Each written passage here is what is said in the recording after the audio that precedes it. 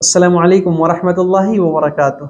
अल्हम्दुलिल्लाह वस्सलातु वस्सलामु अला रसूलिल्लाह अम्मा बाद। मेरे प्रिय साथियों, आज के इस दर्स में, इस पाठ में हम अपनी सृष्टि का इतिहास जानेंगे कि मानव जाति की उत्पत्ति और सृष्टि इस संसार में कब से हुई है। कुछ लोग कहते हैं कि इंसान पहले बंदर थे फिर इंसान बन गए। नहीं, यह सत्य नहीं है।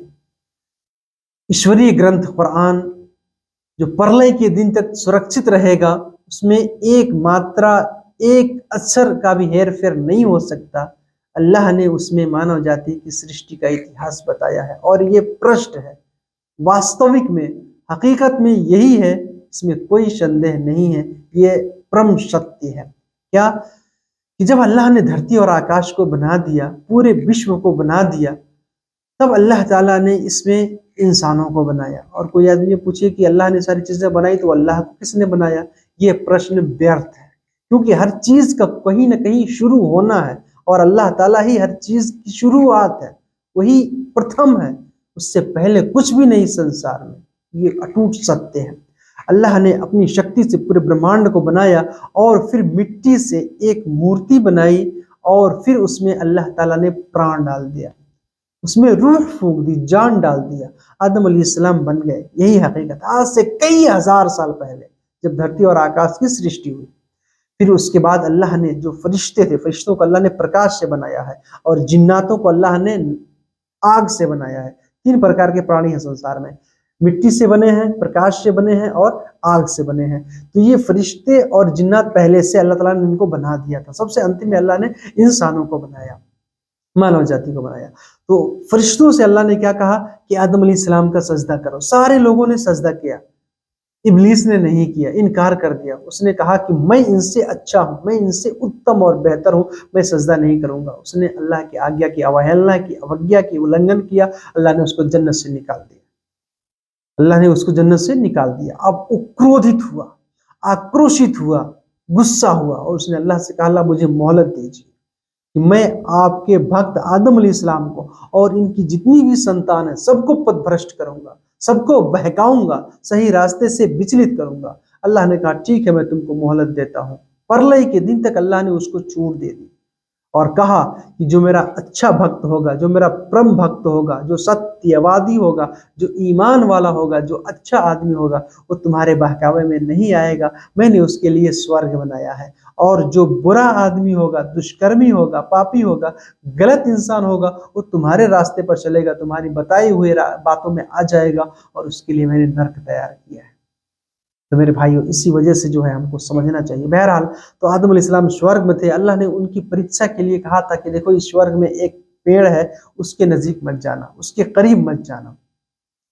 अब ये शैतान तो पीछे पड़ा हुआ है, उसने अब बहकाना शुरू कर दिया। आदम अलैहिस्सलाम के हृदय में वसवसा डालना शुरू कर दिया। तो तू की सृजना कर दी उसने आदम और हव्वा दोनों के बीच में। और औरतें ये शुरू ही से जो है मर्दों के मुकाबले में इनका अकल कम होता है। हवा के ऊपर उसका सिक्का चल गया। उसने कहा कि अल्लाह ने तुम्हें इस पेड़ का फल खाने से इस वजह से मना किया है कि जब तुम इसका फल खाओगे तुम्हें अमृतत्व प्राप्त हो जाएगा और तुम सदा सदा के लिए स्वर्ग में रहोगे, जबकि अल्लाह ताला का इरादा है तुमको जन्नत से निकालने का। चलो चल के खा लेते, अल्लाह ने क्यों मना किया। दोनों आदम और हव्वा गए और उसका फल खा लिया, उस दरख्त का फल खा लिया। जैसे ही फल खाया अल्लाह ने उनको जन्नत से निकाल दिया, क्योंकि उन्होंने अल्लाह की आज्ञा की अवहेलना कर दी, नाफरमानी कर दी। जो कुछ भी होता है अल्लाह की मर्जी से, अल्लाह की मर्जी, अल्लाह की चाहना यही थी। अल्लाह ने दोनों को जन्नत से निकाल दिया, दोनों जमीन पर आ गए, बिछड़ गए एक दूसरे से। फिर उनको अपने किए हुए पे बहुत पछतावा हुआ, बहुत शर्मिंदगी हुई। अल्लाह से पश्चाताप, क्षमा याचना, तौबा और इस्तिग़फ़ार करने लगे। अल्लाह ने उनको माफ कर दिया और इस धरती में दोनों को मिलाया।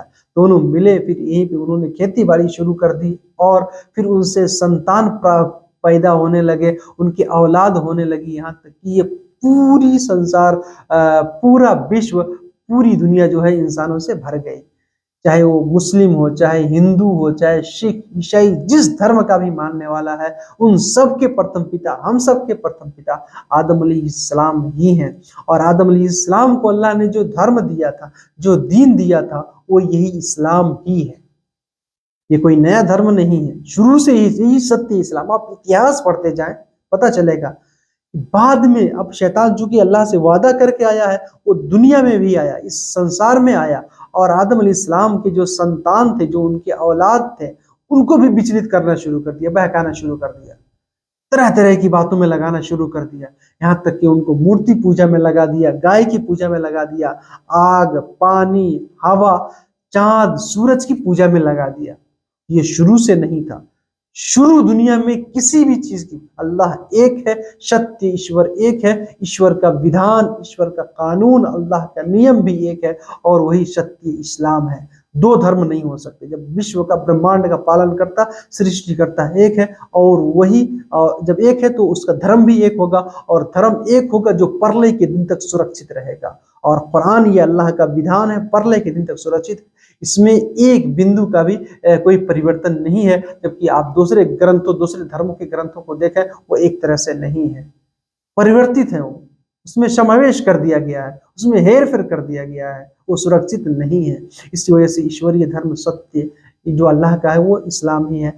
अब बाद में कुछ लोग, जिसे मैंने बताया, शैतान के बहकाने की वजह से अपने स्वार्थ के लिए लोगों ने धर्म में परिवर्तन किया, उल्टी सीधी बातें शुरू कर दी, तो अल्लाह ने उनको वैसे ही नहीं छोड़ा, बल्कि उनकी हिदायत के लिए, मार्गदर्शन और पथ प्रदर्शन के लिए नबियों को बहुत सारे, तकरीबन 1,24,000 नबी और रसूल इस संसार में आए। सब लोगों ने लोगों को सत्य मार्ग, सही रास्ता बताया।